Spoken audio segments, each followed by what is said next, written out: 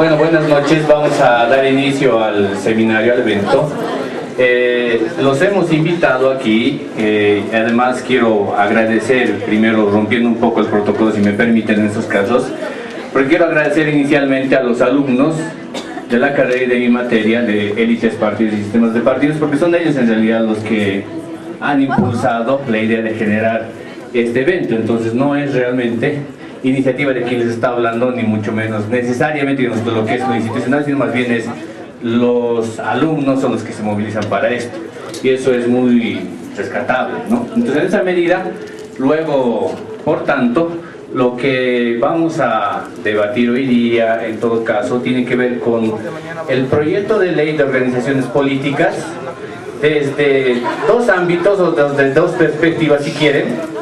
Una que tiene que ver con los 4 ejes que se están trabajando a partir de lo que es el órgano electoral plurinacional, y luego el tema de la agenda de género a partir de lo que es la representación. Nos está acompañando por eso Mónica Novillo, representante de la Coordinadora de la Mujer, y nuestro vocal del Tribunal Supremo Electoral, José Luis Exeni, a quienes les agradecemos por participar hoy día. Y bueno, dicho esto, voy a dar la palabra a nuestro director de carrera, Marcelo Peralta, para que dé las palabras de bienvenida a la inauguración del evento, y comenzamos inmediatamente con el diálogo. Muchas gracias, Marcelo. Tengan ustedes muy buenas noches a todos los estudiantes, a los docentes y administrativos que están haciendo posible este evento. Quiero dar la bienvenida a la licenciada Novillo. Muchas gracias por su presencia en la noble carrera de Ciencia Política y Gestión Pública. Un gran saludo para José Luis Exeni Rodríguez, con quien he tenido el gusto de pasar clases hace muchos años atrás. Realmente es una alegría tenerlo aquí. Giovanni, sabes, esta es tu casa, ¿no? Marcelo, muchas gracias también. Celebramos estas iniciativas que tanto estudiantes como docentes llevan adelante. De lo que se trata es de edificarnos, no simplemente a través de la cátedra magistral, sino también a través de poder conocer temas de la coyuntura, temas de la institucionalidad que tienen que ver en este caso con los partidos políticos, temas humanos como los de género también, que llegan a politizarse y llegan a institucionalizarse también para el bien de toda la sociedad, ¿no? Y bueno, pues es necesario que todos nosotros podamos edificarnos y a través de escuchar las diferentes ponencias, las diferentes opiniones, podamos edificarnos en nuestra formación como cientistas políticos. En ese sentido, yo quiero dar las gracias e inaugurar este seminario. Muchas gracias. Bueno, entonces vamos a pasar al diálogo que tenemos esta noche. Primero va a hacer la exposición nuestro vocal del Tribunal Supremo Electoral, José Luis Exeni. Gracias, buenas noches a todos y todas. Me da mucho gusto estar aquí en mi casa, después de, como exalumnos, haber sido parte de la carrera. Un saludo especial a Mónica, que nos va a acompañar en este diálogo, y por supuesto al colega y amigo Marcelo Peralta, al colega y amigo Marcelo Arequipa. Lo que yo voy a hacer para un poco abrir el diálogo es comentarles algunos ejes temáticos de un proyecto de ley de organizaciones políticas que estamos impulsando desde el órgano electoral, partiendo de la necesidad de una ley de organizaciones políticas y concluyendo con una reflexión sobre la relación entre organizaciones políticas y democracia. Lo primero que nos debemos preguntar es por qué es necesaria una ley de organizaciones políticas. Y básicamente aquí hay dos cuestiones muy claras para responder a esta necesidad. La primera es que no exista legislación para las organizaciones políticas, existe una ley de partidos políticos que es del año 1999, promulgada durante el gobierno de Banzer, y una ley de agrupaciones ciudadanas y pueblos indígenas del año 2004, promulgada durante el gobierno de Carlos Mesa. Y esa legislación está vigente en este momento, y con esa legislación se mueven las organizaciones políticas y establecen su relación básicamente con el órgano electoral. Y la primera constatación del por qué es necesaria una ley de organizaciones políticas hoy es que esta legislación hoy vigente, la ley de partidos y la ley de agrupaciones ciudadanas y pueblos indígenas, está totalmente desfasada, yo diría que es hasta anacrónica, respecto a lo que hoy estamos asumiendo como democracia en el país, respecto a el horizonte democrático y de participación política y de representación política que hemos asumido en la Constitución Política del Estado, y por supuesto también respecto al ejercicio de las democracias en el país, ¿no? A los retos que se les plantean a las propias organizaciones políticas. Entonces tenemos un dato de necesidad en el sentido de que la actual normativa fue pensada y fue elaborada, aprobada y en su momento estuvo vigente con mucha relevancia porque no fue fácil aprobar esas normas, pero básicamente fue pensada para un sistema de partidos que hoy ya no existe más, ¿no? Para una concepción de democracia muy restringida a elecciones, partidos políticos, voto individual, que había sido ampliamente rebasada, como veremos al final, y para un modelo de Estado, básicamente en una lógica de nación-Estado, no cultural, que también está en proceso de refundación. Pues de ahí la necesidad de pensar en una ley de organizaciones políticas que primero ponga a tono a las organizaciones políticas con los desafíos democráticos que tenemos en el país, para empezar el reconocimiento no de una, sino de diferentes formas, concepciones y saberes democráticos, es decir, poner las organizaciones políticas a tono con lo que Santos denomina demodiversidad. Segundo, pensar qué implica tener hoy organizaciones políticas y cuál es su papel respecto a un proceso de refundación estatal que se plantea básicamente como un proceso, como un Estado plurinacional y autonómico, ¿no? Y tercero, qué implica articular las organizaciones políticas como que hoy estamos asumiendo, al menos como horizonte normativo, como democracia intercultural, ¿no? Es decir, de una mirada democrática asentada básicamente en un modelo representativo, y estamos apuntalando hacia una democracia intercultural asentada en el ejercicio de diferentes formas de democracia. Entonces son varios retos que se plantean en esta normativa y que dan cuenta de su necesidad. Y el otro tiene que ver básicamente por qué hoy una ley de organizaciones políticas, y es porque creemos en un momento de oportunidad política que nos permitiría avanzar en un proyecto de ley y que, como no hay un proceso electoral tan cercano, se lo pueda tratar y en su caso aprobar en la Asamblea Legislativa Plurinacional. Les comento que ya hubo un primer intento de hacer este proyecto de ley en los años 2011, 2012, hasta el 2013, pero no prosperó por razones institucionales, pero básicamente por la proximidad de las elecciones del 2014. Entonces dijo, que pasen las elecciones del 2014. Pasaron y dijeron, no, que pasen las del 2015 y después se engavetó, ¿no? Ahora sí, tenemos todavía unos años hasta las elecciones de diciembre del 2019, donde la Asamblea podrá tratar esta norma libre de las presiones o de la coyuntura de un próximo proceso electoral, ¿no? Entonces es un primer dato importante que planteo en términos de la necesidad y de la oportunidad de esta ley de organizaciones políticas. Se imaginarán que plantear una ley de organizaciones políticas para un Estado plurinacional con autonomías en el horizonte de una democracia intercultural implica un desafío muy grande, porque implica repensar desde los principios democráticos, más allá del principio de representación política, que es sustantivo, pero también repensarla desde los principios de participación ciudadana, de liberación pública, de control social, de autogobierno indígena, es decir, se amplía nuestra reflexión democrática. Entonces nos plantea más desafíos en términos de repensar no solo las organizaciones políticas o los partidos, y no solo la representación política, sino el sistema de representación política en un horizonte democrático más amplio, ¿no? En este marco yo les voy a comentar de manera muy sintética 4 ejes temáticos que hemos identificado en el órgano electoral para abrir un espacio justo como este de deliberación, de diálogo, que nos permitan ir asentando y situando y además identificando algunos de los temas críticos, en su caso de debate o polémicos respecto a esta norma, ¿no? El primer eje tiene que ver con la constitución de las organizaciones políticas. Cuando hablamos de organizaciones políticas hoy, tanto la Constitución como la Ley del Régimen Electoral identifican 3 formas, ¿no? 3 tipos de organizaciones políticas. Los partidos políticos, que hasta el 2004 tenían el monopolio, se decía, de la representación política. Las agrupaciones ciudadanas, que a reserva del debate son como una especie de partidos políticos de alcance departamental, ¿no?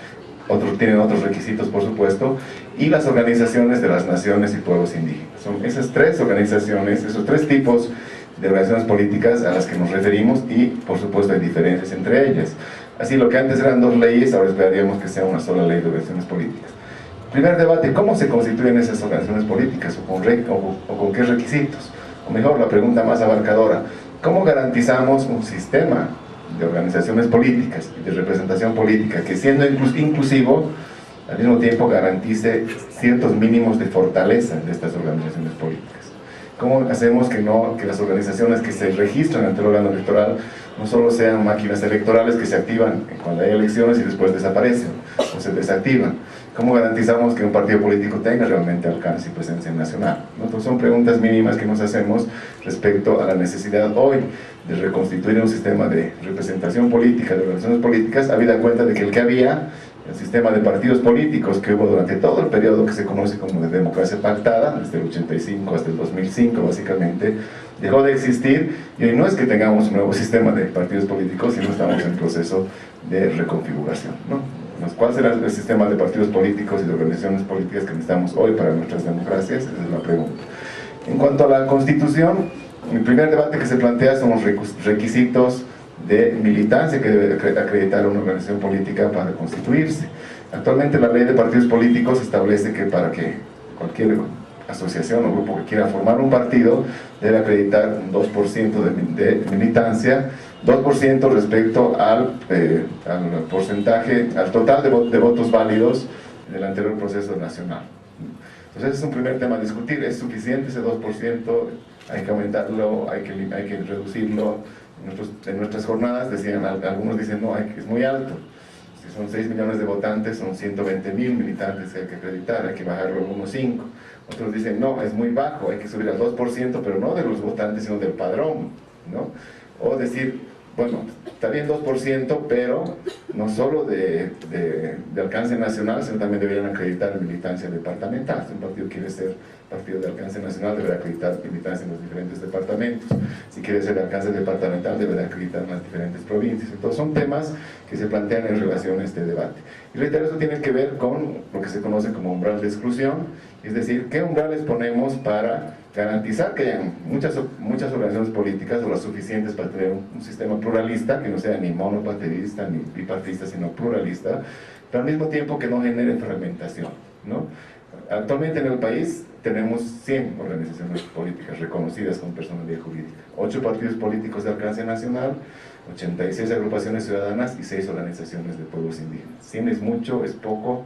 De esos 8 partidos políticos, ¿cuáles realmente tienen vigencia y alcance nacional? ¿O cuáles realmente son nominales y solo subsisten porque hacen alianzas en las elecciones? Es un tema que hay que discutir respecto a cómo motivamos que hayan organizaciones políticas realmente de alcance nacional, departamental, regional, municipal, el que decidan, pero con la consistencia del respaldo de una propia organización política. Eso está vinculado a otros 2 temas importantes. Uno es el de la cancelación y extinción. O sea, una vez que se ha constituido una organización política, primero, ¿cómo garantizamos que acredite su permanencia y su vigencia, ¿no? ¿Cómo garantizamos que no solo se active para las elecciones, sino también que tenga presencia y vida orgánica durante todo el proceso antes de unas elecciones? Y ahí se plantea la necesidad de que periódicamente se vaya haciendo verificación de los padrones de militantes para garantizar que sean reales.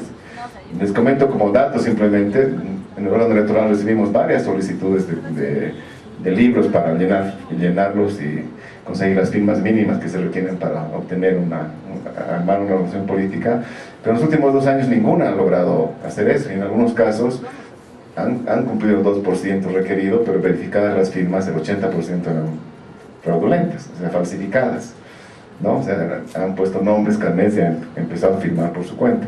Entonces todo eso hay que evitarlo en términos de garantizar la permanencia y la verificación de esos registros.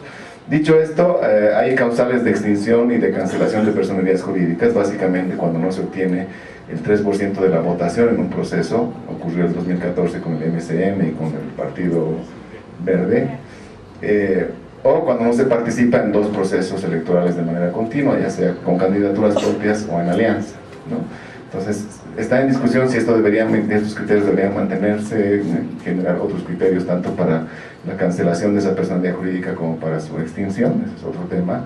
Y el tercero tiene que ver con las posibilidades de tanto fusiones, alianzas y conversiones, ¿no? ¿Se pueden aliar 2 partidos políticos para participar en un proceso? Por supuesto. ¿Se puede fusionar un partido político con una organización de un pueblo indígena? Diría no sé.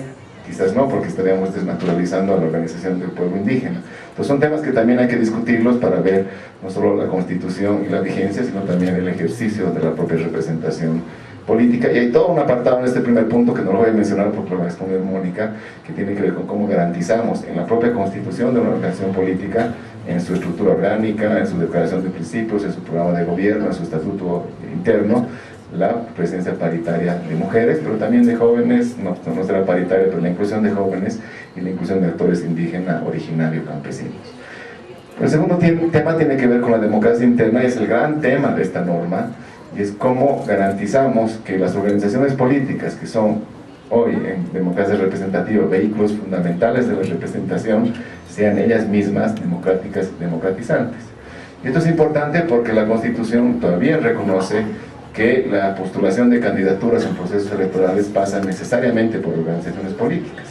Eso no ocurre solamente en dos casos, en las elecciones judiciales, que vamos a tener la segunda experiencia ahora en diciembre, donde las postulaciones son individuales, no pasan por partidos políticos, y en el caso de asambleístas departamentales indígenas. En todos los demás casos, presidentes, senadores, diputados, concejales, gobernadores, asambleístas departamentales, etcétera, toda la postulación de candidaturas pasa por las organizaciones políticas. Entonces es importante garantizar que esas organizaciones políticas sean democráticas internamente, primero, en la designación de sus jefaturas, ¿no? Cómo eligen a su jefe de partido, a su subjefe, a sus comandos departamentales. Segundo, y muy importante, que sean democráticas en la definición de sus candidaturas en todos los niveles, que las candidaturas no sean resultados de prebendas, dedo o otros criterios, sino sean resultados de decisiones orgánicas internas democráticas, que sean muy claras en su estatuto, que se verifiquen y que se cumplan. Si no se cumplen, se sancionen, ¿no? Entonces ese es el gran tema que tiene que ver con la democracia interna, es decir, cómo garantizamos mecanismos de democracia interna, el que la organización defina. La organización puede decir, nosotros vamos a hacer un proceso mediante el voto libre, individual, secreto, nuestra militancia. Otra puede decir, no, nosotros vamos a decidir mediante un mecanismo de la democracia directa, que será la asamblea, como hace el MAS, por ejemplo.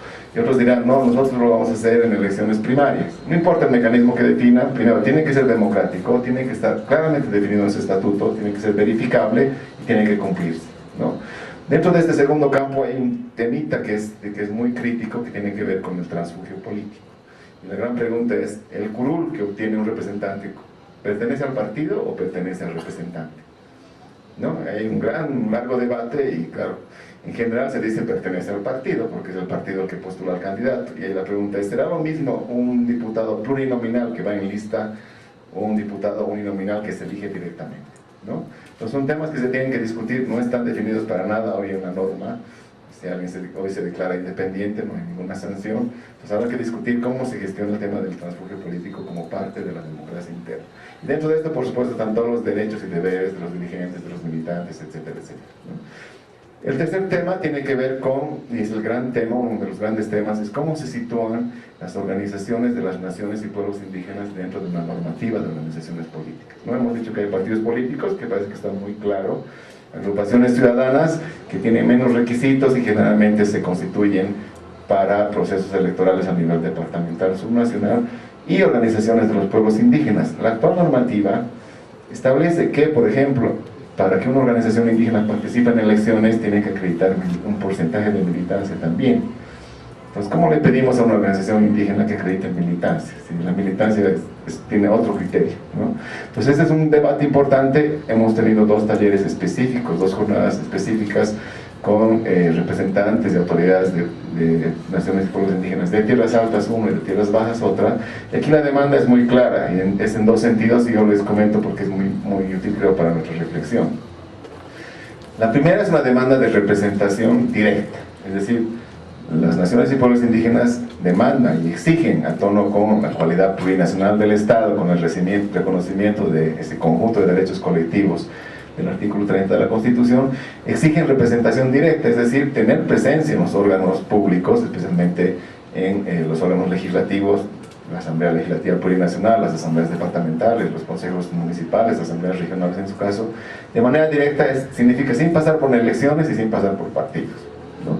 Y eso hoy sí ocurre a nivel de las asambleas departamentales. Hay 8 departamentos, excepto Potosí, donde los pueblos indígenas directamente, sin pasar por elecciones ni partidos, directamente designan a sus representantes. Hoy mismo hay 26 representantes indígenas en 8 asambleas departamentales, ¿no? 5 en La Paz, 5 en Santa Cruz, 4 en Pando, 2 en Beni, 1 en Chuquisaca, 1 en Oruro y 2 en Cochabamba, ¿no?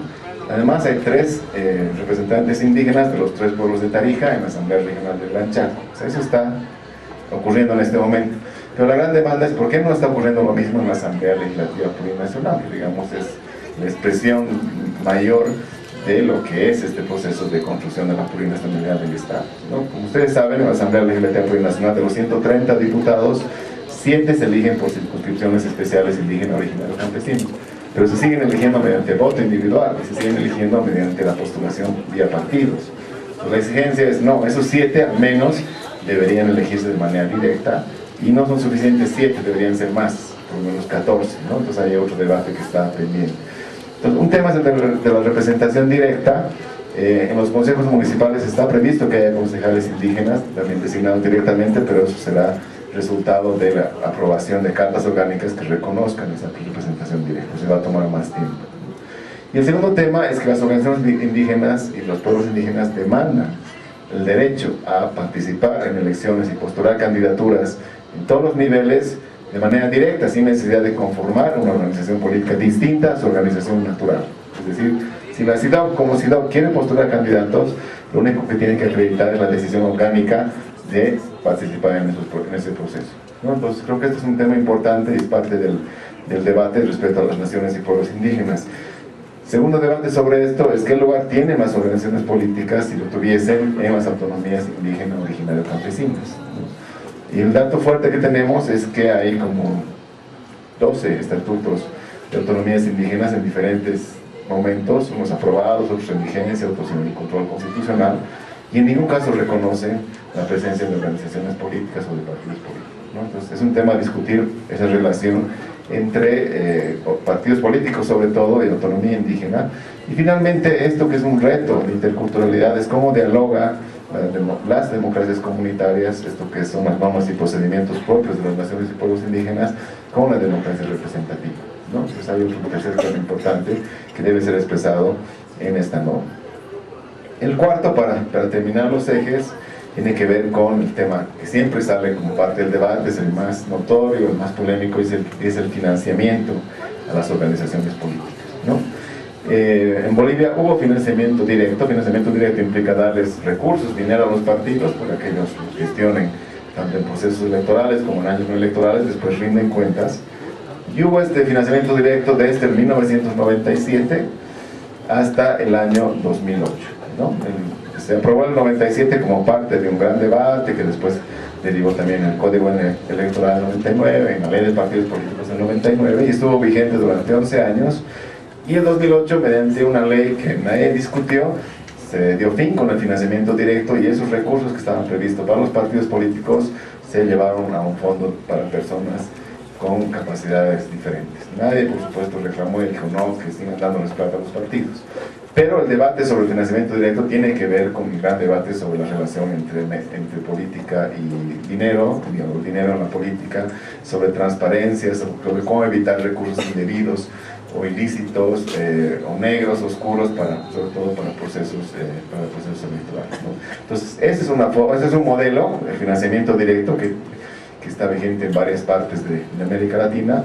El otro es el que tenemos en Bolivia desde el 2008 hasta el presente, es decir, que no hay ningún tipo de financiamiento público y solo hay financiamiento privado, lo cual también es una caja negra, porque cuando quisimos indagar de dónde provienen los recursos para las campañas, quién financia, cómo se utiliza, a cuánto ascienden, no hay ninguna posibilidad de conseguir esa información, ¿no? Entonces, sigue siendo un tema que está ahí para desafíos de transparencia. Entonces, ese es el otro modelo. Entonces, la pregunta es, ¿volvemos al modelo que había de darles dinero a los partidos?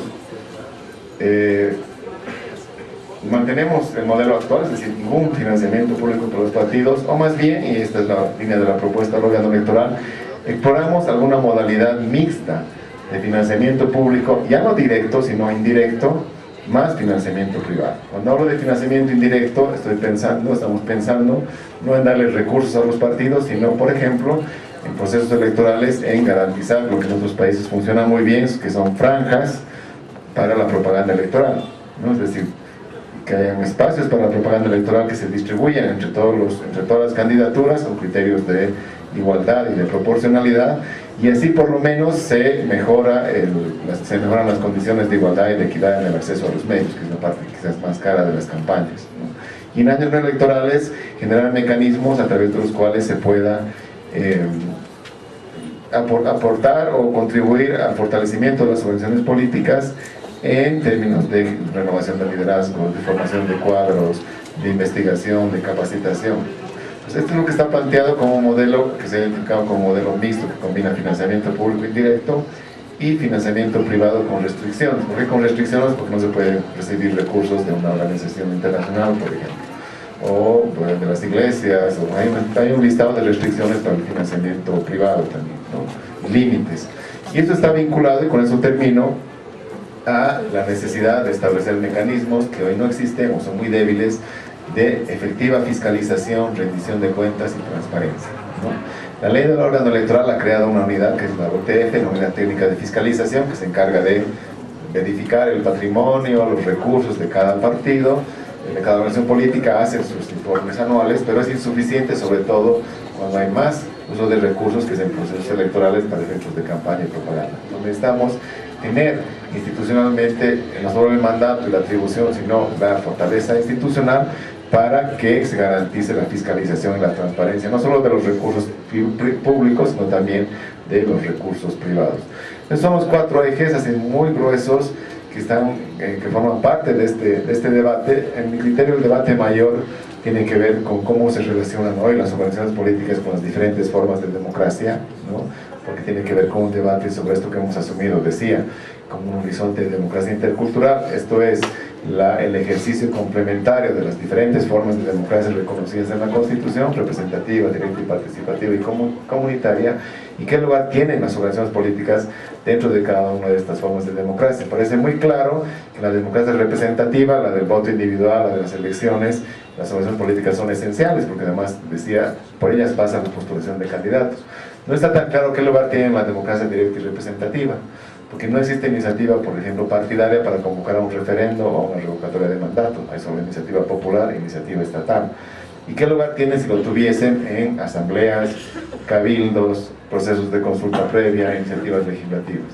Y tampoco está muy claro, para mí está muy claro, pero es parte del debate, si los partidos políticos deberían tener alguna presencia en relación a la democracia comunitaria. Yo creo que no, va en contra del propio espíritu de la democracia comunitaria. Lo dejo planteado para el debate y simplemente termino diciéndoles que como órgano electoral hasta la fecha hemos tenido 11 jornadas de deliberación, una en cada departamento y 2 con pueblos indígenas. La ruta crítica es en el mes de julio tener mesas de trabajo con actores políticos, con gente de la Asamblea Legislativa y cerrar con un encuentro nacional, y en los meses de agosto, septiembre ya tendríamos un proyecto de ley para su presentación a la Asamblea. En todo caso, todos los insumos y por supuesto las propuestas que son bienvenidas. Está habilitado un enlace en una parte central en la página web de la OEP, donde pueden revisar todo lo que se ha discutido en estos 11 talleres, pero también se pueden hacer propuestas. Eso, muchas gracias.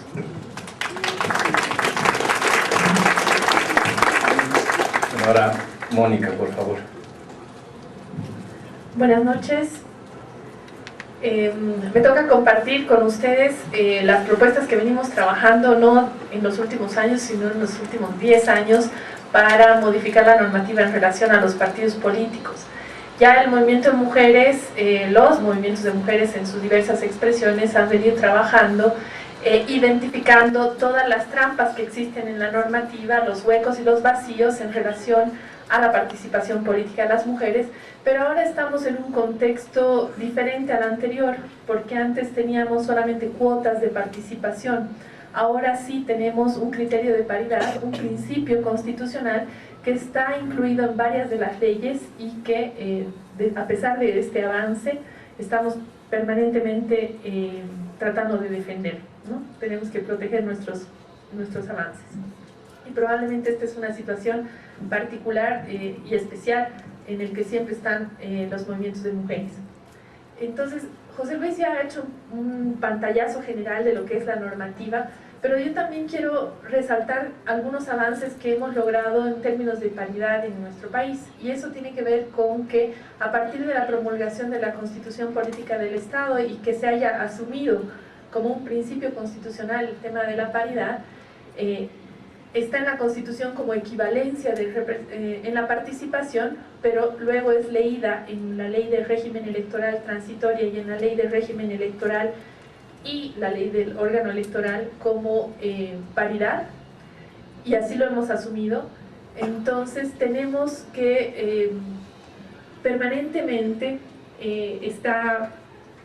lo voy a reformular, que a partir de este reconocimiento del principio, más bien estamos ahora avanzando en pasar de lo que antes era una cuota de participación, que era una medida temporal, a asegurar la paridad como un principio permanente en la normativa nacional, para que no tengamos que enfrentar nuevamente un desfase en términos de representación de las mujeres.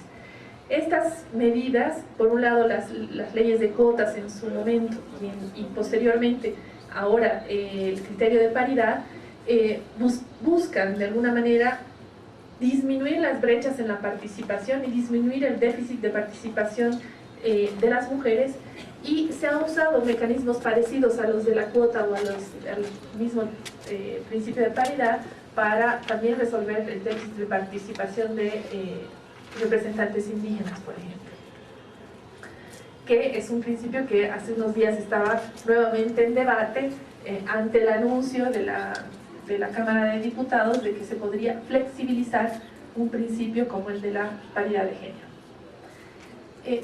Para nosotras, ¿por qué es fundamental la ley de organizaciones políticas en este momento? Les decía, en el trayecto desde la aprobación de la Constitución hemos ido identificando los vacíos, las trampitas que existen en cómo todavía tenemos que vencer ciertos obstáculos que vienen justamente de las organizaciones políticas para bloquear la participación, el ejercicio del derecho político y civil de las mujeres en los espacios de decisión.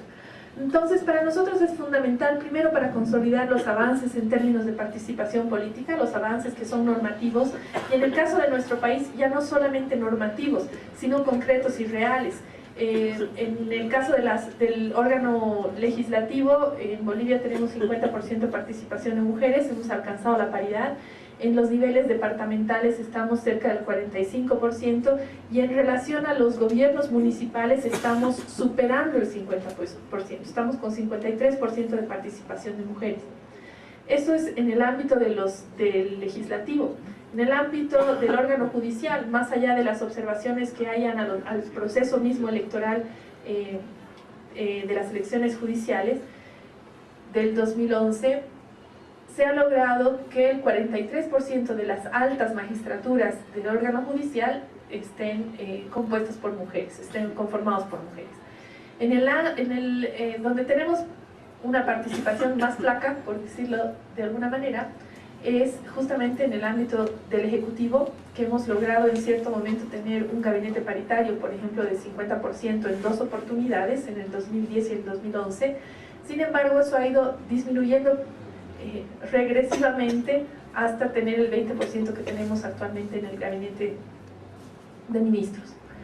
Y en el ámbito del órgano electoral, que desde hace, por las dos gestiones del órgano electoral, hemos tenido porcentajes superiores al 60% de vocales en los niveles departamentales. En cierto momento hemos tenido el 90% de los tribunales electorales departamentales presididos por mujeres, y actualmente hemos tenido ya de tres presidencias, hemos tenido en 2 oportunidades presidentas mujeres. Estos son datos, no son datos menores, porque esto da cuenta de lo que hemos avanzado y de lo que se busca preservar cuando yo les hablo de las propuestas que hemos trabajado en las organizaciones, con las organizaciones de mujeres en todo el país. Hemos estado trabajando también en la anterior gestión del Tribunal Supremo Electoral, porque ya hubo un anuncio en la anterior gestión de que se iba a elaborar una ley de organizaciones políticas. En ese marco, en ese contexto, las organizaciones de mujeres rápidamente empezamos a trabajar una serie de propuestas, pero como luego esta propuesta de discutir la ley quedó en el olvido, nuestras propuestas también quedaron un tiempito descansando. Cuando anuncian nuevamente que se va a trabajar la ley de organizaciones políticas, lo que hicimos es actualizar nuestras propuestas en función también de lo que habíamos visto en los últimos procesos electorales. ¿Por qué es necesario una ley de organizaciones políticas con enfoque de género? Primero porque es necesario hacer que la equidad, la paridad y la despatriarcalización, que son principios que están en nuestras leyes, transformen las prácticas y las políticas internas de los partidos y las organizaciones políticas.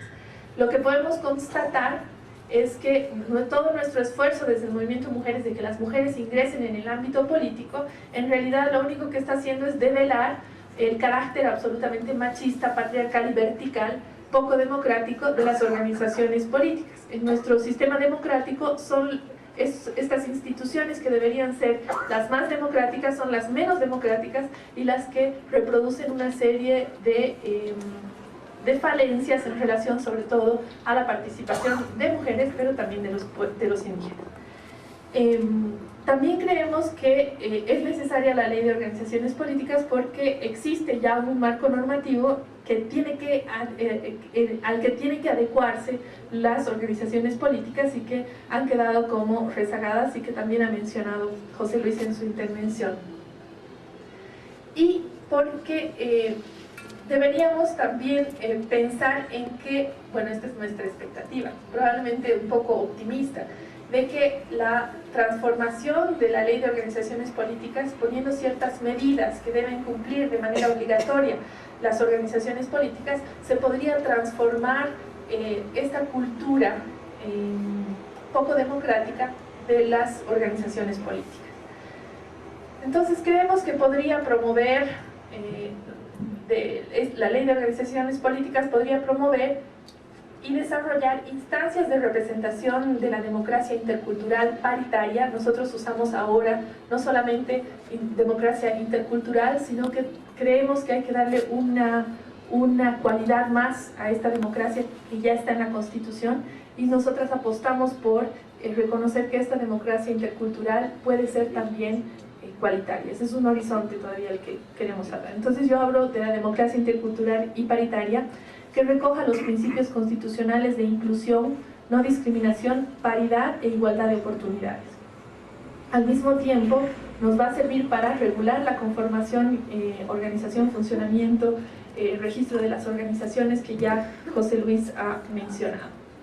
Nosotras hemos organizado en 8 ámbitos nuestras propuestas. Una tiene que ver con los principios, luego los derechos, los estatutos, la estructura organizativa, el ámbito más programático de los partidos, que ese es un gran desafío porque nuestros partidos, nuestras organizaciones políticas y particularmente los partidos no tienen este enfoque programático, no nos ofrecen programas, y creo que esa es una gran debilidad. Entonces el siguiente es el rol del órgano electoral en relación a la paridad y a la igualdad de género. El tema del financiamiento también es fundamental para nosotras desde nuestra visión, y un tema que es fundamental, que es el acoso y la violencia política, porque de esta cultura absolutamente machista de la que les hablo, que tiene una expresión concreta, que es el acoso y la violencia política que viven nuestras autoridades. Y no solamente hablamos de las autoridades de los ámbitos ejecutivo y legislativo, también en el ámbito judicial tenemos denuncias de mujeres que, siendo vocales, altas magistradas de los tribunales de justicia de nuestro país, han sufrido violencia hasta física de parte de un par, de otro vocal, en varias oportunidades. Bueno, entonces, ¿qué estamos viendo en los principios? En los principios lo que estamos proponiendo que se reconozca el principio de equivalencia que está en la Constitución y que nosotros leemos como paridad, porque la idea es pensar que somos equivalentes, tenemos igual valor. El principio de equidad de género, que es lo que nos invita a pensar la equidad de género, a diferencia de la igualdad, es en el mecanismo que vamos a usar para lograr la igualdad de género.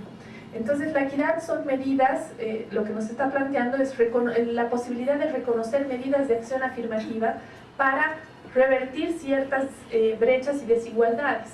En cierto, yo uso mucho esto, de repente ya lo han oído, pero bueno, es poner un taquito para eliminar la diferencia cuando existe una brecha marcada. Entonces, cuando reconocemos que hay desigualdad, lo que hacemos es impulsar medidas de equidad y esto nos permite llegar a esta igualdad.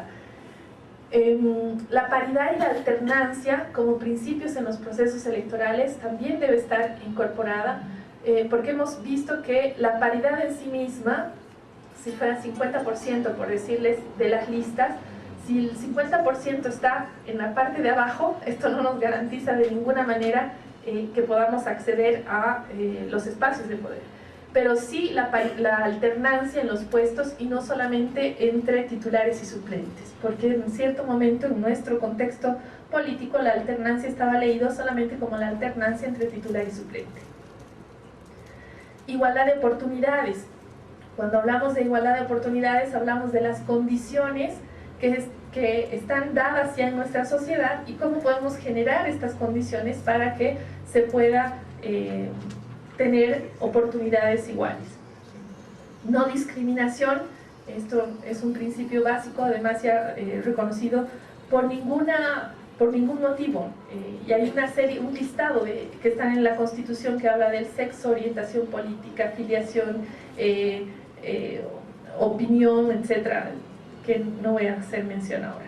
Y las medidas de acción afirmativa, que esto es fundamental cuando vayamos a ver las otras medidas, voy a hacer énfasis en eso. Tiene que ver con que podamos generar mecanismos que nos ayuden a revertir estas desigualdades. Las cuotas fueron un mecanismo de acción afirmativa y cuando hablemos, por ejemplo, de las estructuras, tenemos que pensar que algunas medidas de acción afirmativa pueden adoptar la modalidad de la cuota. Y no violencia, que tiene que ser un principio en el ejercicio de los derechos civiles y políticos y que estamos viendo ahora. Los datos de acoso y violencia política, que algunos deben estar familiarizados con los que presenta ACOBOL, durante mucho tiempo los datos de violencia y acoso político estaban en el nivel municipal. Nosotros acabamos de terminar ciertas investigaciones en el nivel departamental. El Tribunal Supremo Electoral también ha hecho una investigación en algunos departamentos sobre acoso y violencia política y tenemos también ahora una investigación sobre situaciones de acoso y violencia política en la Asamblea Legislativa Plurinacional. Entonces estamos constatando que no importa el nivel en los que las mujeres están ejerciendo sus derechos políticos, existe acoso y violencia política. Lo triste es que en general el acoso y la violencia política viene dada desde no nuestro adversario político. Puede suceder, pero en la mayor parte de los casos no vienen del adversario político, sino de alguien que milita en nuestra misma organización política. Entonces, ¿por qué resulta tan difícil denunciar el tema del acoso y la violencia política? Porque inmediatamente podría producirse una serie de represalias en el ejercicio del derecho político. La segunda parte tiene que ver con los derechos de la militancia, los derechos de la organización política y los deberes de la militancia y también de la organización política. Entonces están algunos derechos básicos que se reconocen y que han sido además un aporte muy importante de los procesos de consulta que hemos realizado en los 9 departamentos del país para recoger aportes a esto que nosotros habíamos lanzado como un documento inicial, que eran las propuestas desde las mujeres hacia la ley de organizaciones políticas. Y entre estas está básicamente el que se les pueda facilitar el reconocimiento de su personalidad jurídica, su derecho a constituir una organización política, la participación en procesos electorales democráticos, garantizar que se les reconozca como iguales a otros partidos políticos, elegir sus candidaturas libremente respetando los criterios de paridad y alternancia, pero que cada uno haya definido, el derecho a buscar financiamiento para sus campañas políticas y demás actividades. Estas son las que van proponiendo también las mujeres que están militando en las organizaciones políticas. ¿Cuáles deberían ser los deberes de las organizaciones políticas? Organizar su comité de control social al interior de la organización política, cumplir con la paridad y alternancia en la designación de cargos públicos, elegir libremente sus candidaturas, respetar las diferencias ideológicas de sus militantes, desarrollar medidas de acción afirmativa, garantizar el ejercicio activo de las y los militantes sin ningún tipo de discriminación y violencia, promover la igualdad de oportunidades, establecer mecanismos para garantizar la transparencia en los procesos de elección democrática, el cumplir con sus estatutos orgánicos, realizar procesos de formación a candidatos y militantes y adoptar medidas preventivas y mecanismos para el tratamiento del acoso político al interior de sus partidos políticos. Lo que vemos, y hay un énfasis particular en el tema del acoso y la violencia política, es lo que vemos y lo que ven las mujeres que militan en organizaciones políticas, es que existe un encubrimiento al interior de los partidos políticos de las situaciones de acoso que viven cada una de las militantes. ¿Cuáles son los derechos de los y las militantes en relación a lo que estamos proponiendo? La participación sin discriminación en la elección de candidatas y candidatos, el derecho a recibir apoyo económico en caso de candidatos y candidatas de forma equitativa, el derecho al reconocimiento de la trayectoria de las y los militantes con derecho a voz y voto, el derecho a participar sin presión, libres de acoso y violencia política, participar en todo proceso democrático, ejercer plenamente los derechos electorales sin discriminación, el derecho a la formación política y el respeto al liderazgo. Si ustedes ven así, a grandes rasgos, la parte que he leído de las propuestas en términos de los derechos de los militantes, lo que está saliendo mucho es que hay una arbitrariedad en la forma en cómo se definen ciertas cosas, los procesos de candidaturas, los procesos de conformación de sus estructuras y quienes los van a representar. Entonces, cuando se habla de derechos, en los espacios en los que hemos estado, sale con mucha claridad que debería ser un derecho del militante tener las mismas posibilidades en procesos democráticos internos y no solamente ser designados por dedo o por otros criterios, ¿no?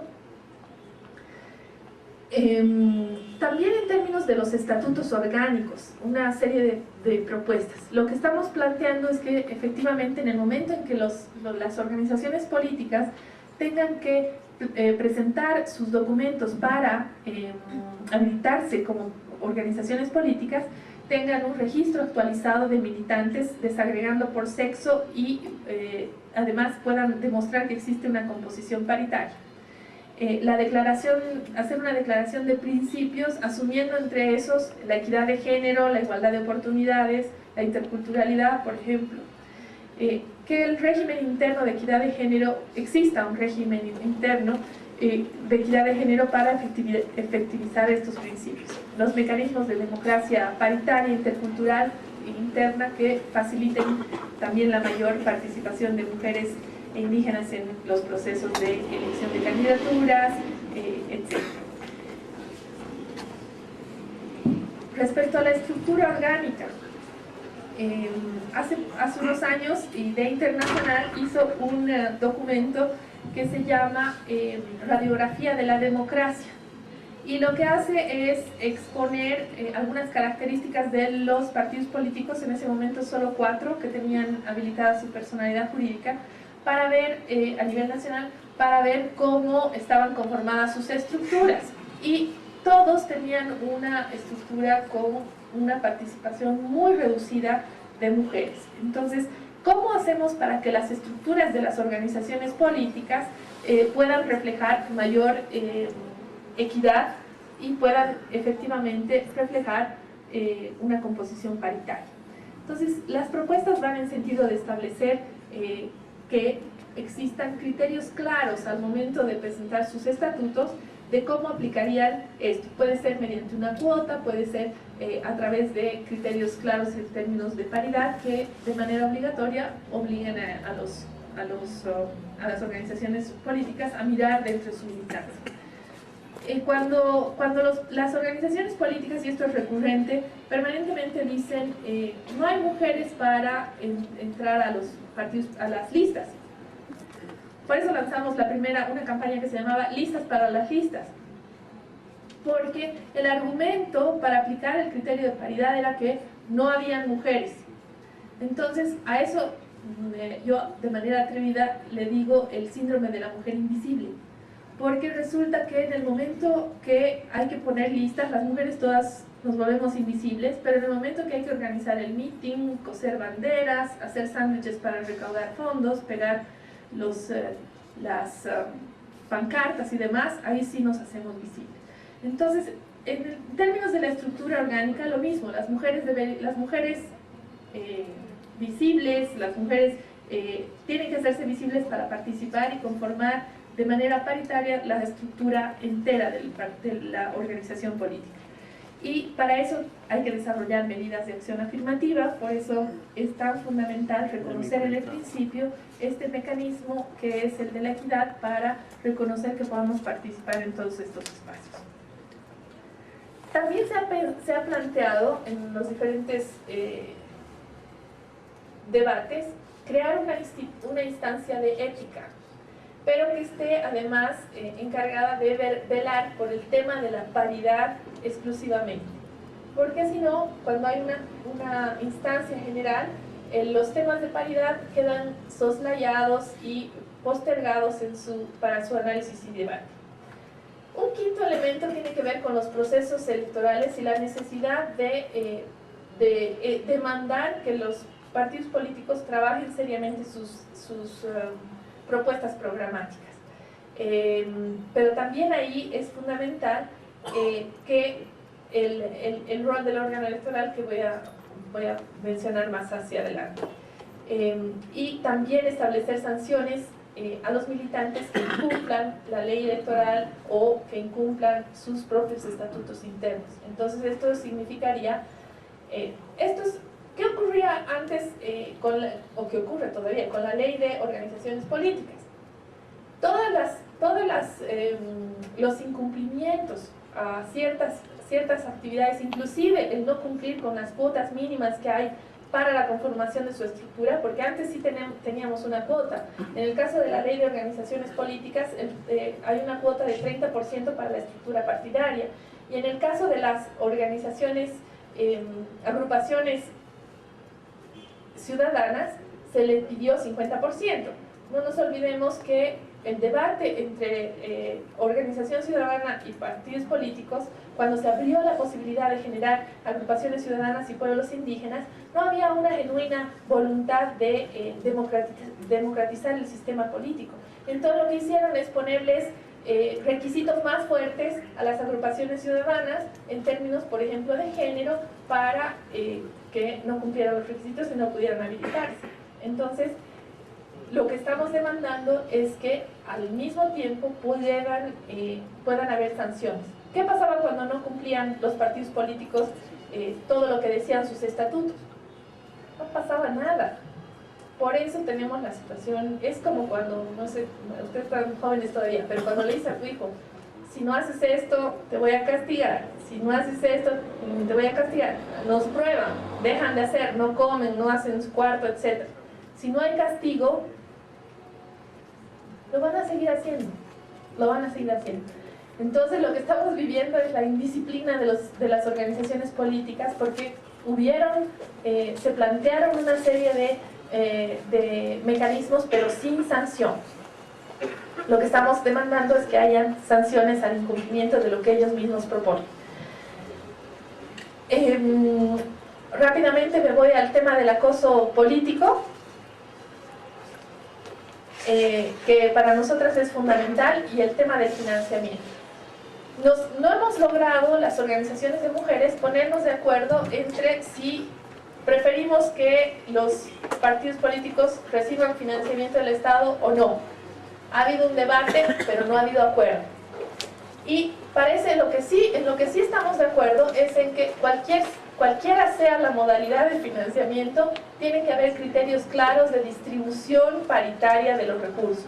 Y no estamos hablando solamente de los recursos económicos, financieros. Estamos hablando de todos los tipos de recursos que hay al interior de los partidos políticos. Estamos hablando de talleres de capacitación estamos hablando de distribución de la propaganda y la publicidad.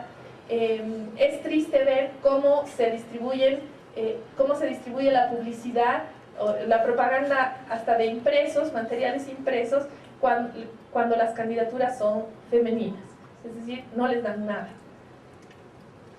Y este es un tema que hay que discutir. Entonces, ojalá, y ahí viene el rol del órgano electoral, el órgano electoral vigile, cumpla con el rol de vigilar y asegurar que las organizaciones políticas, no solo los partidos, puedan efectivamente cumplir todo a lo que se han comprometido para generar condiciones iguales en la participación política de las mujeres. Uno será justamente la distribución de los bienes que tienen, a los que tienen acceso las organizaciones políticas, como les digo, en todo sentido. Y la pobreza también de los partidos también hay que distribuirla de manera equitativa y paritaria.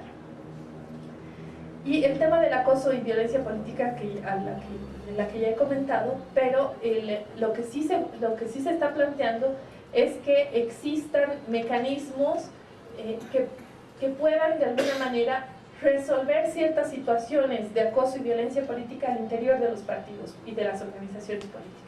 ¿Por qué? Porque, como les digo, si yo tengo vocación política y recibo acoso político de un militante que tiene mayor peso en mi partido, el momento en el que yo firmo mi denuncia, firmo también mi renuncia. Porque el jefe del partido, como son todavía, hay jefes de partidos en nuestro partido, no nos vamos a engañar, sabemos cómo funcionan los partidos políticos. El jefe de partido, en base a una cuestión jerárquica, en algún momento va a tener que optar. Y probablemente no seamos las mujeres que recibimos el acoso político la mejor opción para algunos de estos jefes. Entonces esto es fundamental. He traído unos trípticos que al salir les van a entregar para que puedan ir mirando. De todas maneras, también las propuestas están colgadas en un PDF en el Observatorio de Género de la Coordinadora de la Mujer. Pueden acceder a eso, y como está el proceso de construcción, se hacen llegar sus aportes o cuestionamientos, sugerencias, preguntas, son bienvenidas porque estamos en proceso de construcción. Muchas gracias. Gracias, Mónica. Abrimos entonces un poco el diálogo en torno a los temas que nos han expuesto José Luis y Mónica. Adelante. Atrás después. Sí.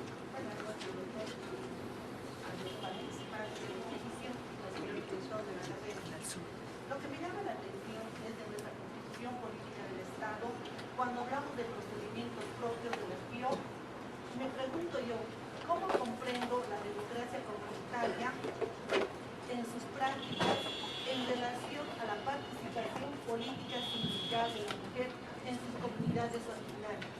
Eso para el doctor Sene, por favor. Atrás, por favor, en el fondo estaba.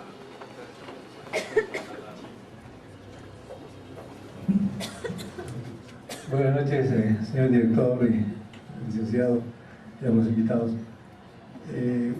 Una consulta, en el caso de financiamiento privado, sea este extranjero o particular, se está viendo la forma de fiscalizar, porque esto ha generado conflictos hace mucho tiempo con los partidos como CONDEPA, como ADN, que en un momento dado los dineros se han distorsionado, se han llevado a otros fines y no a los fines que deberían.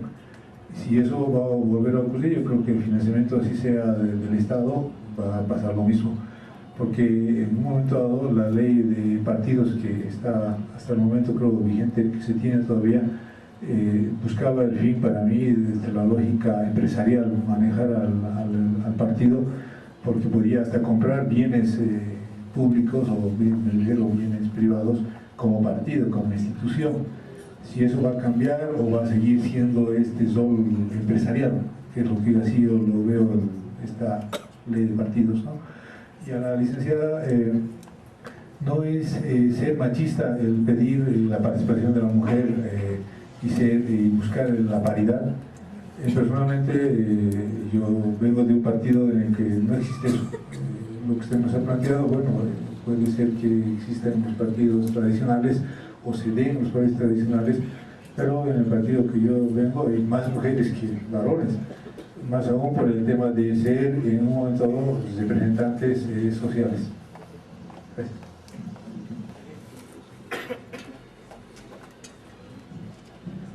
Sí, buenas noches.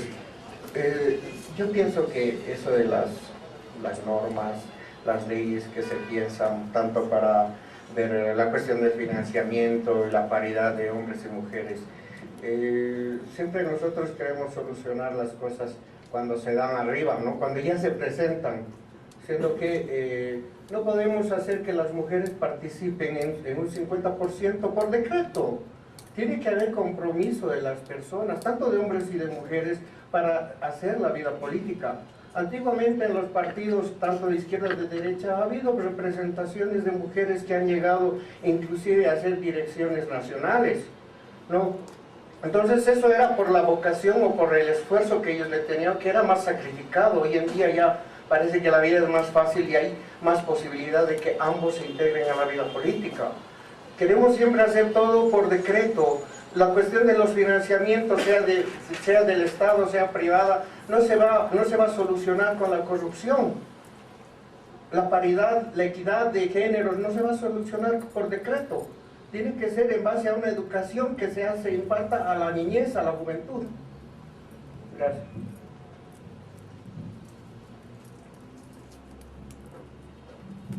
Bueno, buenas noches a la mesa, buenas noches al auditorio. Una pregunta para el local. Según un informe del Centro Carter, dice que del año 2014, dice que la fiscalización de las instituciones públicas que tienen que controlar el tema del financiamiento de las campañas ha sido débil, ha sido nula.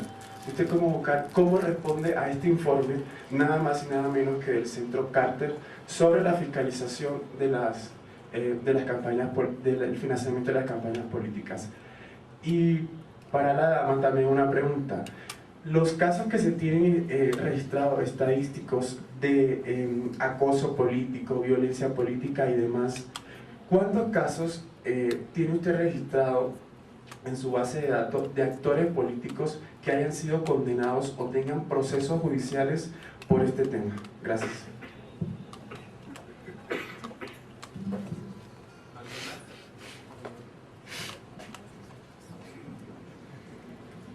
Buenas noches. Felicidades a ambas exposiciones por haber aperturado al final de su tiempo un espacio, ¿no?, en el cual nos indican que podríamos participar dando sugerencias o bueno, conociendo todo lo que se ha hecho. Hablando sobre el tema de género, creo que se lo ha tomado como una cuota biológica y esa idea de irla representando a través de las alocuciones que mantienen es negativa, porque creo que cuando se cumple un requisito para llegar a la, como una costumbre, ya sabemos que van a estar presentes, pero no recordarlo, porque eso me parece que es negativo.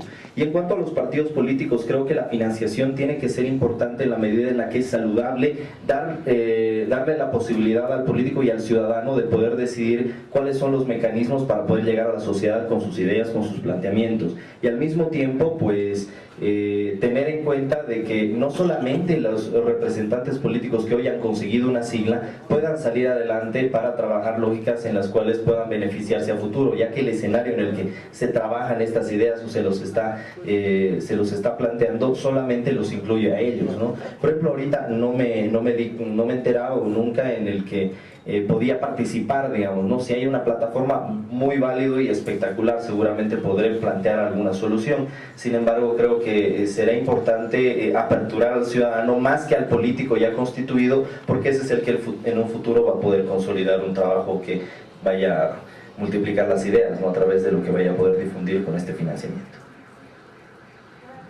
¿Alguien más? Última entonces.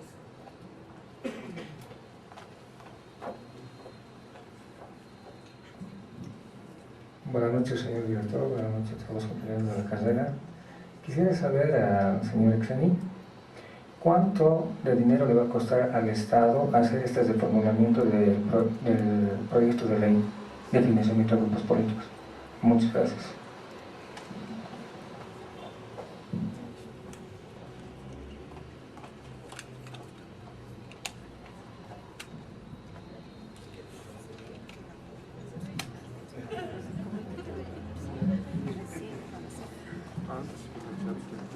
Bueno, a ver, el machismo es una expresión de una ideología de pensamiento de la que lamentablemente no estamos libradas ni las feministas. ¿Por qué? Porque es este imaginario que tenemos en nuestra cabeza de cómo nos han enseñado a separar y a dividir espacios, valoración, tareas, por empezar por algunas cosas.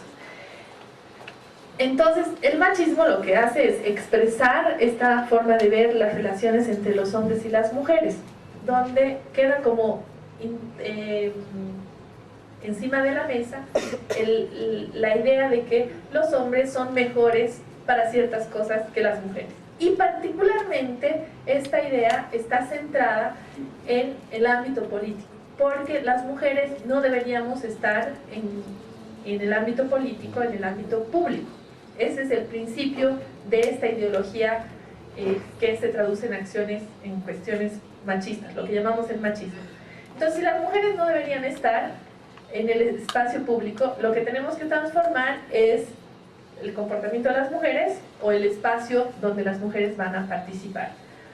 Desde nuestra perspectiva, lo que tenemos que transformar es la cultura social, política, con condiciones adecuadas para que las mujeres se incorporen en los procesos de toma de decisión, en los procesos políticos y de definiciones políticas.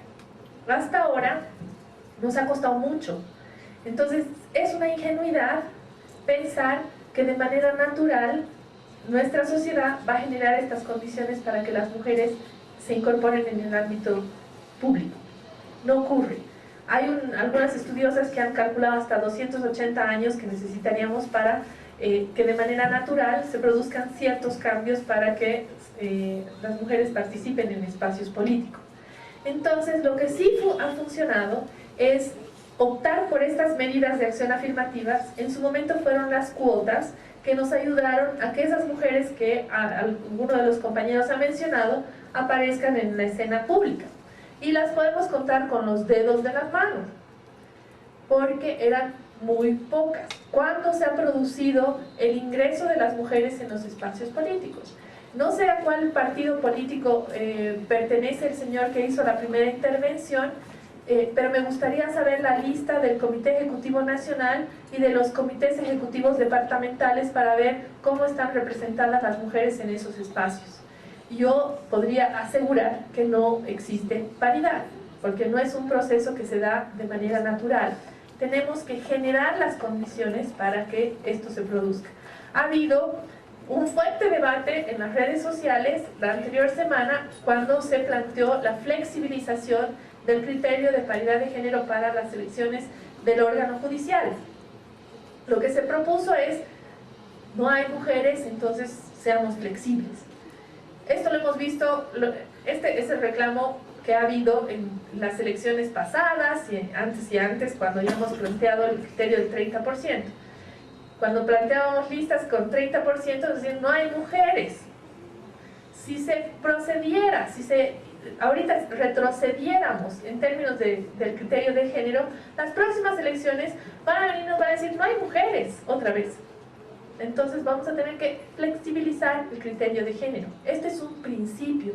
Si creemos que nuestros espacios de decisión deben representar a la mitad de la población, como es nuestra sociedad boliviana y bueno, la mayor parte de las sociedades del mundo, entonces 50% debemos generar las posibilidades para que ese 50% esté representado en los ámbitos de decisión. No importa cuál sea su corriente. Algún momento nos dicen, ¿para qué queremos mujeres si no son feministas las que están ahí adentro? No importa, es un principio básico de ser representado y verse representado. En un principio tiene carácter pedagógico y simbólico. Y esa es probablemente la época en la que estamos. Es decir, que podamos decirle a una niña de 7 años que tú puedes ser presidenta, tú puedes ser senadora, tú puedes ser diputada. Y no los van a creer. ¿Por qué? Porque ven ahí a las presidentas y las diputadas ahí presidiendo comisiones, etc. ¿Cómo saben que no era hasta hace poco algo que se les podía decir a las chicas? inclusive en la dirigencia estudiantil, a muchas de nosotros cuando queríamos meternos de dirigentes en el centro estudiante, no habrá faltado uno de nuestros padres, en el caso mío, mi padre, que era además dirigente sindical de la prensa en Cochabamba, que me dijo, no te metes en esas cosas, son cosas de hombre. Entonces, bueno, ahora se arrepiente porque miren lo que ha salido. Pero esos son algunas cuestiones. No es una cuestión solamente biológica, sino que estamos apostando a que la mayor presencia de las mujeres transforme su entorno. Y cuando hay la presencia de las mujeres, cambian cosas. En los últimos 10 años, como nunca habíamos visto, hemos visto que las mujeres ya no se quedan en la Comisión de Derechos Humanos y Hacienda, que era Educación y Salud.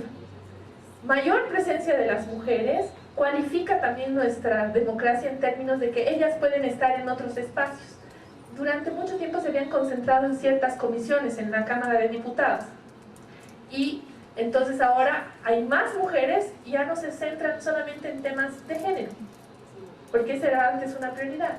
Entran y permean la agenda. Y si miran, tenemos 17 leyes aprobadas que tienen que ver con cuestiones de género, desde la de seguridad ciudadana, desde la ley de pensiones. Hay un montón de leyes que ya han planteado la incorporación de esta agenda política. Entonces es clarísimo, la presencia de las mujeres transforma no solamente la agenda política, sino también el entorno. Y físicamente ustedes vayan a visitar la Cámara de Diputados, por fin se ha habilitado un baño de mujeres en el Senado.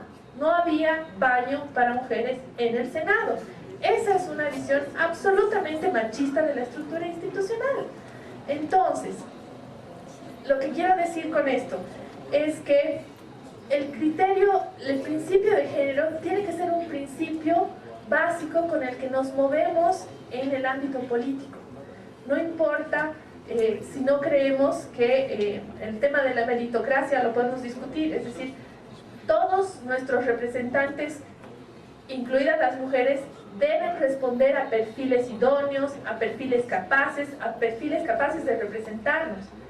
Mientras no cambiamos esta mirada de que solo miremos a las mujeres ahorita, miremos pues la calidad de la representación de todos nuestros representantes.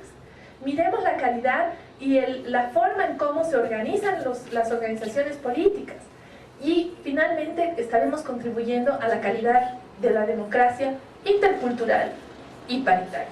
Entonces, lo que debemos mirar es cómo está nuestro sistema político y cómo estas mujeres que están ingresando se adecúan y se adaptan rápidamente a este sistema. Nuestro sistema político no es el mejor, pero estamos haciendo una apuesta para que la participación de las mujeres pueda transformar cualitativamente ese sistema político. Cambiar esa estructura vertical de los partidos políticos, poco democrática, arbitraria, dedocrática, decimos a veces. Todo eso tiene que modificarse. Y pensamos que una de las formas es aportando desde la visión de género a la ley de organizaciones políticas.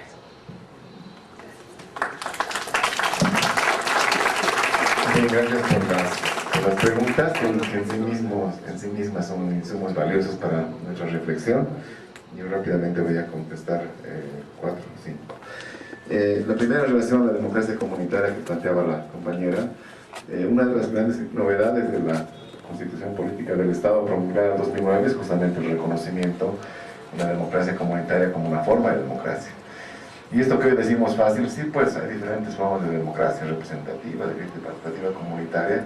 Va a tener que pasar 174 años de vida republicana. Durante 174 años, desde 1825 hasta el 2004, la democracia era la democracia representativa, de voto individual.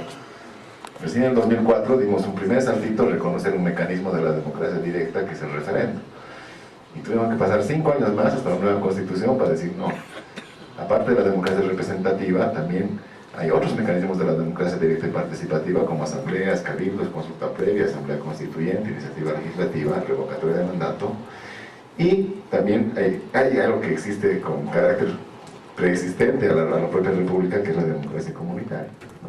Entonces quiero señalar esto porque efectivamente hablamos hoy de democracia comunitaria, tenemos un debate interno en el equipo si es una democracia comunitaria, son diferentes democracias comunitarias en plural, para dar cuenta del ejercicio y el reconocimiento de normas y procedimientos propios de las naciones y pueblos indígenas, originarios, campesinas, reconocidas en la Constitución, 36 naciones, con ejercicios de derechos colectivos, para la elección de sus autoridades, de sus representantes, para la toma de decisiones, para el ejercicio de su autogobierno, para el ejercicio de su principio de libre determinación, etcétera, etcétera. Entonces esto es importante porque le está dando una cualidad central a la democracia boliviana en este horizonte de interculturalidad, porque implica básicamente tres cosas. Una, reconocer que hay diferentes formas de democracia, porque hasta hace poco decíamos hay un solo horizonte democrático, un modelo único y hegemónico de democracia libre no representativa a la cual deberíamos llegar. Hoy decimos no, hay diferentes concepciones, saberes y prácticas democráticas, ¿no? Es el primer dato. Segundo, esas formas de democracia están en disputa, es decir, son parte de un proceso de construcción democrática, y por eso más que hablar de democracia hablamos de proceso de democratización, es decir, en construcción y en disputa permanente. Y tercero, el desafío no es solo reconocer las diferentes formas de democracia, sino garantizar su ejercicio, como dice la ley, con igual jerarquía, que no haya democracias mayores de edad o de primera, le hace democracia representativa a nivel nacional, y democracias subordinadas o menores de edad, como la democracia comunitaria reservada para el ámbito local. No, tienen que ser con igual jerarquía, ¿no? Dicho esto, yo creo que este es un proceso de construcción, porque efectivamente el dato que tenemos es que la democracia comunitaria tiene espacios donde no necesariamente garantiza derechos individuales, por ejemplo, o no necesariamente garantiza la participación paritaria de las mujeres, pero el reconocimiento es que hay diferentes ejercicios y diferentes concepciones si se trata de la democracia comunitaria del AILU, por ejemplo, ¿no? Si se trata de la democracia comunitaria de los sindicatos campesinos, si se trata de la democracia comunitaria de las capitanías zonales guaraníes, ¿no? Entonces, tomando nota también de esta diversidad, yo creo que es importante ya específicamente ver en qué medida se garantizan derechos y en el ejercicio mismo en diferentes niveles, ¿no? Cuando hablamos de una ley de organizaciones políticas, básicamente estamos pensando en organizaciones políticas y no en sindicatos, ni organizaciones sociales, ni movimientos sociales, ¿no? Es otro tema que tenemos que abordarlo como parte de nuestro debate, porque también ahí tenemos asignaturas pendientes en términos de democratización interna, ¿no? Y es que yo bien por donde iba la inquietud. En relación al financiamiento privado, efectivamente es una asignatura pendiente y asumimos la necesidad de que sea parte de la fiscalización. Y esto es fundamental porque hay una lógica patrimonialista en los partidos. Y se expresó, ustedes son muy jóvenes, quizás no han escuchado, en el periodo de la democracia pactada hubo un dirigente, un jefe de partido político, que reunidos con sus jefaturas dijo: aquí el dueño del partido soy yo, ¿ustedes qué han traído? Hasta los ceniceros los he puesto yo, ¿no? Era el jefe de UCS en ese momento. Para dar cuenta de que el partido es mío, yo soy el dueño del partido y por lo tanto yo puedo decidir qué se hace con ese partido y por lo tanto quiénes son los candidatos y quiénes son los jefes. De lo que se trata es justamente de romper esa lógica, y una forma es de que no esté condicionada por una lógica patrimonialista vinculada al financiamiento privado, ¿no? Entonces en la propuesta de ley, por ejemplo, se prohíbe que una sola persona pueda aportar con más del 10%, me parece que es, el financiamiento de la organización política. O sea, ¿no? Tiene que tener un límite porque si no ya se convierte en propietario de esa organización política. Y eso está vinculado no solo a las restricciones para el financiamiento privado, sino por supuesto a la fiscalización también de ese financiamiento privado. Tercero, en relación al informe del Centro Carter, yo lo comparto plenamente, porque además también está en informes de la OEA, informes de las misiones de UNASUR. Ha habido en 2014-2015 una débil fiscalización de las campañas, porque la actual normativa es también débil en términos del mandato que tiene el Tribunal Supremo Electoral o el órgano en general para verificar esa fiscalización, ¿no? Institucionalmente hay una unidad técnica de fiscalización, pero que solo verifica patrimonio y gastos de funcionamiento durante un año, pero no tenemos la norma ni la institucionalidad suficiente que nos permita fiscalizar los recursos, sobre todo en procesos electorales, que es donde más recursos se utilizan para efectos de campaña y propaganda. Entonces es un tema pendiente, lo hemos asumido plenamente y creemos que con esta norma podríamos dar más mandato y más atribuciones al órgano electoral, habrá que reformar otras normas como la ley de órgano electoral, por ejemplo, para garantizar que la fiscalización sea fuerte, sea efectiva, realmente nos garantice mecanismos de transparencia y de rendición de cuentas. Tercero, bueno, este proceso de tener un refrigerio y después distribuir algún material como los documentos de trabajo, ¿no?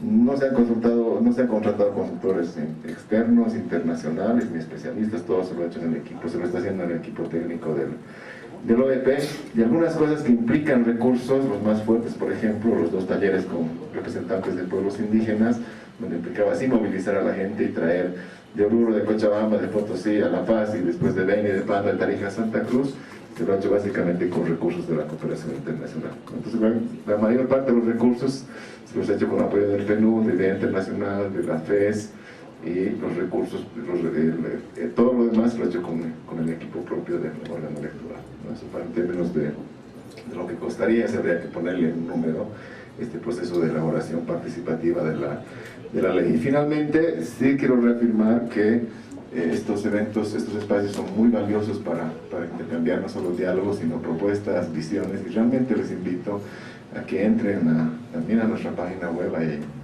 una ventana específica, van a ver cómo ha sido el recorrido en los 11 talleres, pueden descargar el documento de los ejes de discusión.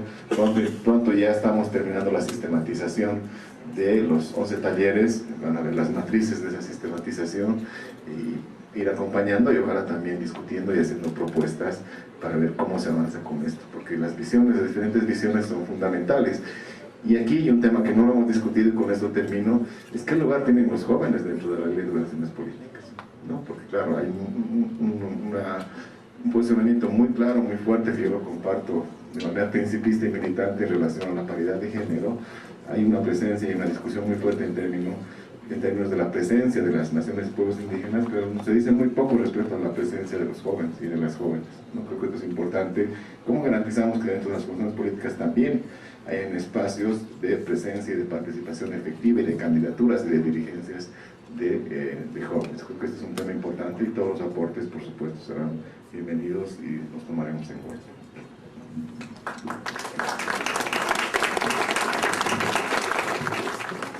Bueno, primero muchas gracias a Mónica y a José Luis por sus exposiciones, y creo que más bien ellos nos han planteado más tareas que debates cerrados en realidad, ¿no? Nos han transmitido puntos que nos competen tanto para las ciencias sociales en general que estamos estudiando aquí, como también como ciudadanos, ¿no? Son 2 cosas que creo que hay que tomar en cuenta de aquí en adelante.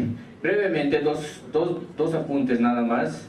Un autor que es muy difícil de pronunciar su nombre, pero bastante sencillo de entender lo que dice, es Chad Snyder, así se llama. Él va a decir: los partidos políticos son la manifestación racionalizada de la democracia directa. Es decir, todo, absolutamente todo, pasa por las organizaciones políticas. No podemos concebir esto, entonces por eso es importante seguir debatiendo, seguir revitalizando, si quieren, este tipo de temas. Ahora, en torno a esto, hoy día nos generan pues muchos debates o muchas tareas, yo quería decir, más que en realidad que se van a transformar después en dilemas. Por ejemplo, hablando del tema concreto, del tema del financiamiento, hoy en la sociedad de masas, la política es cara. Hay que entender que la política no es barata, no cuesta lo que costaba hace 20 años atrás. Segunda cosa que nos puede generar un cierto dilema es: la gente es menos propensa a afiliarse a alguna organización política. Hoy día hay menos propensión de la gente a formar parte directa de las organizaciones políticas como militantes. Y tercero, esta gente que ya es menos propensa a afiliarse, también es menos propensa a dar dinero o a prestar algún servicio a algún partido político. Esto nos puede generar una suerte de dilema respecto a la gente. Entonces, por tanto, al mismo tiempo, si no quiere participar dentro de una organización política, también se queja de cómo se financian a los partidos. Es decir, nos vamos a quejar de cómo se les financian a los partidos, pero al mismo tiempo no queremos formar parte de los partidos. Fíjense ustedes, esto que cierra después con una idea central, Juan Lins, que va a decir: los partidos políticos son necesarios, pero el votante no quiere mantenerlos. algo tenemos que hacer nosotros a partir de la ciencia política o a partir de la ciudadanía en general respecto a este tipo de dilemas que también tenemos que resolverlos. Y segundo, hablando del tema de género, estoy completamente de acuerdo con lo que decía Mónica respecto al tema de hablar hoy día de la representación política en términos de su calidad es distinto a hablar de temas de inclusión social. Sin duda son dos cosas complementarias, pero además al mismo tiempo cosas que nos van a generar igual de alguna forma debate y provocación, porque aparentemente hoy día deberíamos estar hablando más del tema de la calidad de la representación, pero cuando vemos semanas pasadas señales que tienen que ver desde nuestros representantes políticos de una suerte de, yo le llamo una instrumentalización de la política, cuando hablan del tema de la flexibilización de las cuotas, creo que más bien eso nos genera una suerte de alerta, es decir, una suerte de otra vez revitalizar, otra vez volver hacia atrás al tema de defender principios, ¿no? Lo que decía Mónica igual al principio, de defender realmente principios que no tienen que ser negociados, ¿no? Temas de inclusión social que son muy importantes y garantizar además, no solamente el tema de cuotas, sino ir un poco más allá con el tema de la calidad de la representación. Y un poco esto finalmente quisiera enlazar con el tema de los jóvenes. Yo puedo decir, digamos, preciándome un poco respecto a este tema, dando clases en ciencias sociales en general, que durante estos últimos años, es decir, ya llevo como 3 o 4 años de docencia, mis mejores alumnos son mujeres. Mis mejores alumnos han sido siempre mujeres. Y creo que son un gran potencial en el futuro para actuar dentro de la política como actores mismas, ¿no? Como políticas mismas, ¿no? Eso, muchas gracias. Quisiera darle la palabra final, por favor, a nuestro director. Gracias, Marcelo. Bueno, el tema es realmente muy provocador, ¿no? Puede haber democracia sin partidos políticos. ¿Son las mujeres incapaces de defender sus derechos políticos? Probablemente la respuesta es no. Pero este tema hay que afinarlo. Tenemos que hacer una ingeniería política y también tenemos que desarrollar una cultura política, todos nosotros, para poder agarrar bien estos temas y podamos tener armonía y convivencia política. Antes de concluir este seminario, yo quiero relevar la presencia de Óscar Eid, que nos está acompañando aquí. Muchas gracias por su presencia. Él es un actor muy importante de la política boliviana en los últimos 50 años, yo me atrevería a decir. Muchas gracias por su presencia, un luchador político de primer nivel. Y bueno, pues agradecerle a Mónica Novillo por su presencia aquí, a José Luis Exeni, tu casa, ya sabes, hermano, a Marcelo, muchas gracias, y un aplauso para todos ustedes. Muchas gracias.